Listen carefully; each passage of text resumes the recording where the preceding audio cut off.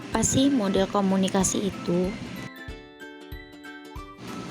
Model komunikasi adalah representasi atau gambaran dari proses komunikasi yang menunjukkan bagaimana pesan disampaikan dari pengirim atau komunikator ke penerima atau komunikan.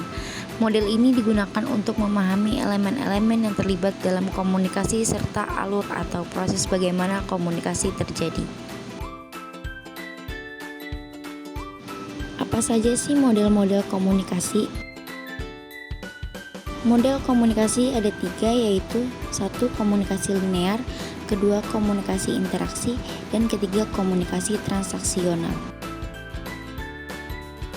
Yang pertama, model komunikasi linear adalah salah satu model dasar yang menggambarkan proses komunikasi sebagai aliran satu arah dari pengirim atau komunikator ke penerima.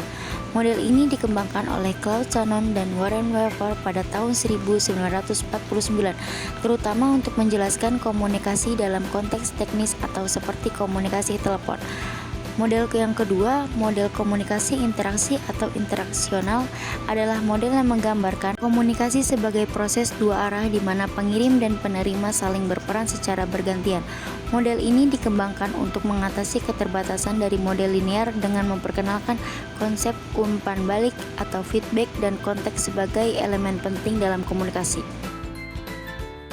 Yang ketiga, model komunikasi transaksional adalah model yang melihat komunikasi sebagai proses simultan dan dinamis di mana pengirim dan penerima berinteraksi secara bersamaan, bukan secara bergantian seperti dalam model interaksional.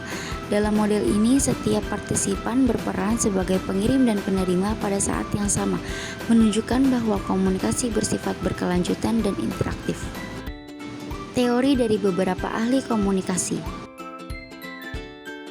Model komunikasi menurut Shannon. Teori komunikasi dari Shannon yang dikenal sebagai model Shannon-Weaver adalah salah satu model komunikasi paling berpengaruh yang pertama kali diperkenalkan oleh Claude Shannon pada tahun 1948.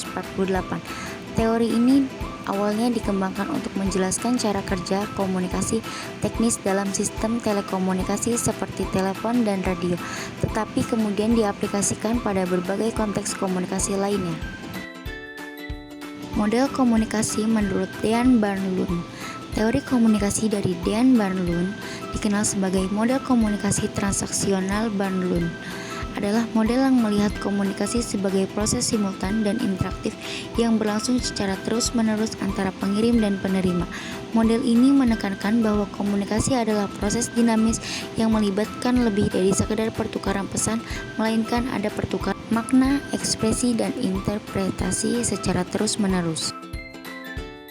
Model komunikasi menurut Wilbur Scrum. Teori komunikasi dari Wilbur Scrum yang sering disebut model komunikasi Scrum adalah salah satu model yang pertama kali memperkenalkan konsep umpan balik dan proses komunikasi dua arah. Scrum mengembangkan model ini pada awal 1950-an untuk memperbaiki model linear yang sebelumnya diusulkan oleh Shannon dan Weaver dengan fokus lebih pada interaksi antara pengirim dan penerima. Kelemahan dan kelebihan komunikasi linear. Kelebihannya, pertama, sederhana dan jelas. Kedua, dasar untuk teknologi komunikasi. Ketiga, mengakui peran gangguan atau noise. 4, dapat diterapkan dalam berbagai media komunikasi. Kelemahannya, yang pertama, bersifat linear dan satu arah. 2, kurang memperhatikan konteks sosial dan emosional. 3, tidak mempertimbangkan peran umpan balik. 4, lebih cocok untuk komunikasi teknis, kurang untuk komunikasi manusia. Kelemahan dan kelebihan komunikasi transaksional. Kelebihannya yang pertama, mencerminkan komunikasi yang dinamis dan realistis.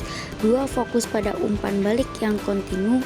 3, memperhatikan konteks komunikasi. 4, menyoroti pentingnya isyarat nonverbal. 5, menggabungkan berbagai bentuk isyarat. Kelemahannya, 1, terlalu kompleks untuk situasi sederhana. 2, sulit untuk mengukur dan menganalisis. 3, kurang fokus pada detail khusus. 4, tidak menjelaskan proses encoding dan decoding secara terpisah.